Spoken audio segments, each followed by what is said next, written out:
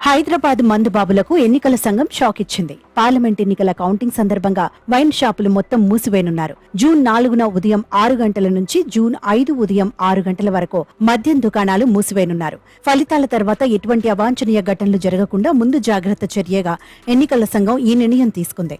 ఇప్పటికీ రేపు ఉదయం 6 గంటల నుంచి 144 సెక్షన్ అమల్లో ఉంటుందని హైదరాబాద్ పోలీసులు వెల్లడించారు.